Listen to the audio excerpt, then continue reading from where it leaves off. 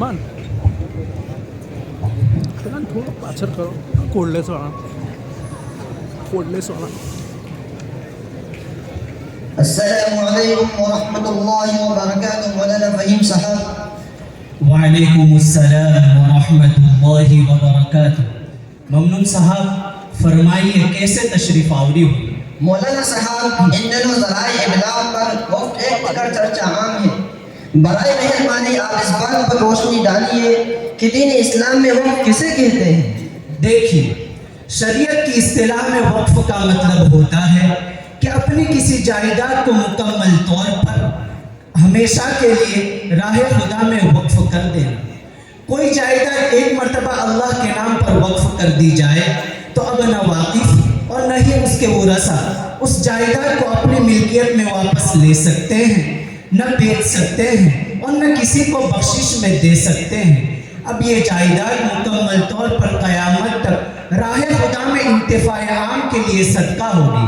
حضرت عمر رضی اللہ تعالیٰ عنہ نے پیغمبر علیہ السلام کے روبرو خیبر کی اپنی عمدہ زمین راہ خدا میں وقف کر دی، جس کے بارے میں مسلم شریف جو کہ مسلمانوں کی اوتھینٹک کتاب ہے اس میں یہ نبی رہنمائی موجود ہے کہ لا یباع اصلها ولا یورث ولا یوہب، یعنی نہ اب وہ زمین بیچی جا سکتی ہے، نہ واقف کے ورثہ اسے لے سکتے ہیں اور نہ آئندہ اسے کسی کو بخشش کے طور پر دیا جا سکتا ہے. ماشاء اللہ مولانا صاحب آپ نے بہت آسان الفاظ میں وضاحت فرما دی.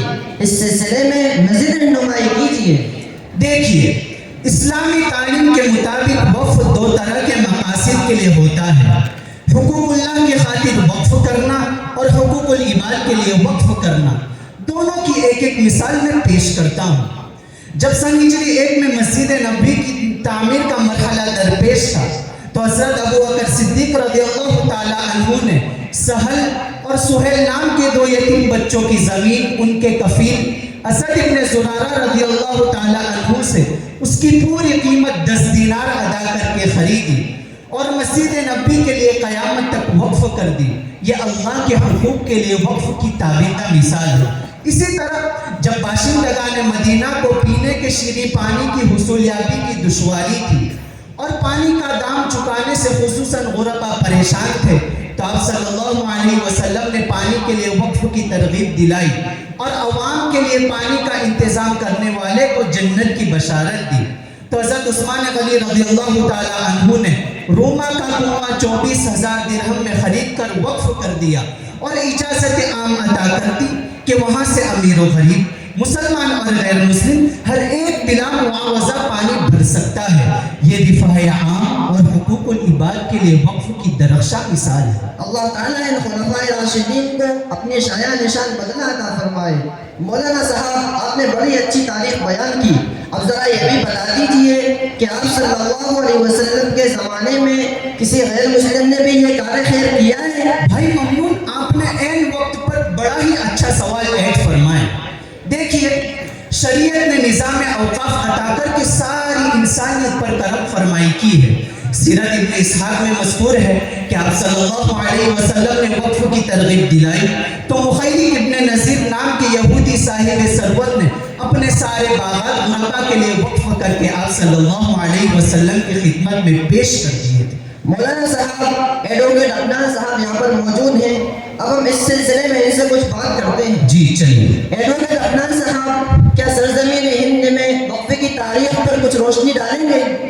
ہوئیدہ آج اپنے زخم پنہا کر کے چھوڑوں گا، لہو رو رو کے محفل کو گلستہ کر کے چھوڑوں گا. مجھے اے ہم نشی رہنے دے شغل سینہ کعبی میں کہ میں داغ محبت کو نمایاں کر کے چھوڑوں گا. دکھا دوں گا جہاں کو جو میری آنکھوں نے دیکھا ہے، تجھے بھی صورت آئینہ حیرا کر کے چھوڑوں گا. توجہ دیجیے، خطہ ہند کی رگ رگ میں اوقاف کی عمیق جڑیں پیوست ہیں. کیرل کی کونڈنگلور اور تمل ناڈو کے کلاکرائی میں آپ صلی اللہ علیہ وسلم کی حیات مبارکہ میں بنی مسجدیں موجود ہیں. مجاہد آزادی پنڈت سندر لال نے اپنی محققانہ کتاب بھارت میں انگریزی راج کے باب دوم میں لکھا ہے کہ ثابت شدہ تاریخ کے مطابق بھارت میں حیات نبوی کے دوران 11 مسجدیں بن چکی تھی. सच्चर कमेटी की रिपोर्ट का 11वां बाब औकाफ के बारे में है, जिसमें दर्ज है कि भारत में 2006 तक कुल 5,90,000 रजिस्टर्ड औकाफ मौजूद हैं, लेकिन आज भारत के औकाफ की हालत ज़ार दिन आज़ार है। हजारों अमलाक तबाह हो चुकी हैं, लातादाद अमलाक पर या तो अपने या गैर काबिज हैं। महाराष्ट्र के बाहोश IPS अफसर अब्दुल रहमान ने अपनी किताब डिनायल एंड डेप्रिवेशन में दिल्ली जैसे शहर में 86 ऐसी अमलाक की फहरिस्त दी हैं जिनका माहाना किराया 1 से 11 रुपये है, और 110 ऐसी अमलाक की फहरिस्त दी हैं जिनका माहाना किराया 11 से 21 रुपये है। एडवोकेट अदनान साहब भारत में वक्फ की अमलाक के इंतजाम और वक्फ कानून से आगाह फरमाए तो करम फरमाई होगी। देखिए, हिंदुस्तान में औकाफ की बाज़ाब्ता इंतजाम और निगरानी के लिए अंग्रेज सरकार ने 1913 में वक्फ एक्ट बनाया। आज़ादी के बाद मरकजी सरकार ने पार्लियामेंट में तजवीज़ पास करके वक्फ एक्ट 1954 नाफिज किया, जिसके तहत उसकी हिफाजत और निगरानी के लिए मरकजी वक्फ काउंसिल बनाई गई। 1995 में मरकजी सरकार ने वक्फ कानून में काफी तरमीमात करते हुए नया वक्फ एक्ट 1995 नाफिज किया, जिसकी 3 तरमीमात काफी अहम और देर पा असरात की हामिल हैं। नंबर 1, हर रियासत में वक्फ बोर्ड बनाया गया। 1995 से पहले सिर्फ मरकजी वक्फ काउंसिल हुआ करती थी। इस वक्त पूरे मुल्क में 30 वक्फ बोर्ड सरगर्मी अमल है। नंबर 2, 1995 के कानून की दूसरी अहम तब्दीली ये थी कि मुल्क के तमाम वक्फ अमलाक को वक्फ बोर्ड में दर्ज करवाने की हिदायत दी गई। इससे पहले वक्फ अमलाक को जिला के चैरिटी कमिश्नर के तहत दर्ज करवाया जाता था।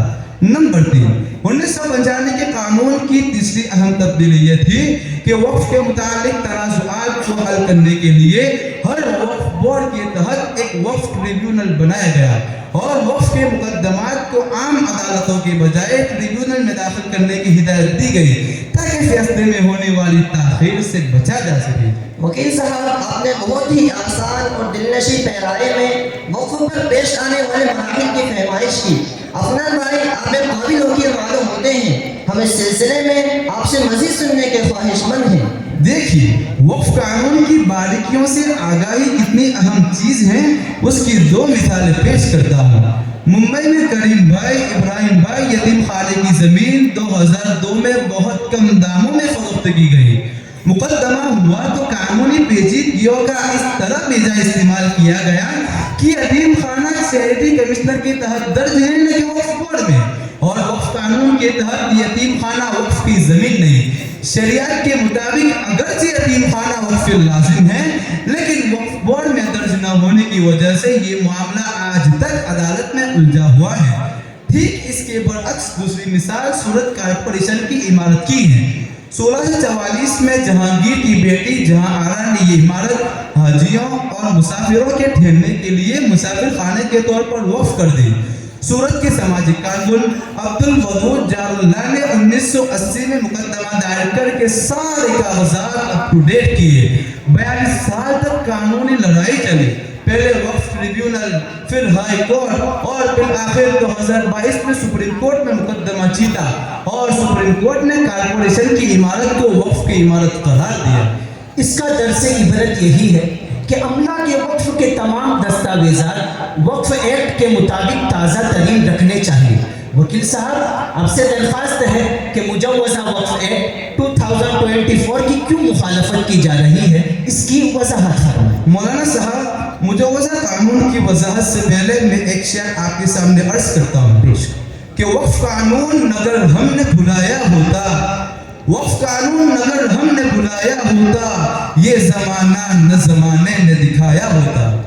1995 के बाद मरकजी पार्लियामेंट ने 2013 में वक्फ कानून में काफी तरमीमात करते हुए उसे मजीद मुअस्सिर और कारगर बनाया, लेकिन अब मरकजी सरकार जो नया वक्फ एक्ट 2024 लाने जा रही है, उसकी कई बातें शरीयत और दस्तूर हिंद के मुताबिक काबिल एतराज है। नंबर 1, नए वक्फ कानून के तहत वक्फ ट्रिब्यूनल को खत्म करने की तजवीज़ है, जिससे वक्फ के मुकदमात का आम अदालतों में अरसे दराज तक उलझे रहने का कभी अंदेशा है। नंबर 2, नए कानून के तहत जिला के वक्फ सर्वे कमिश्नर के अहदे को खत्म करके अमला के वक्फ के सर्वे के सारे इख्तियारात जिला कलेक्टर को सौंपने की तजवीज़ है।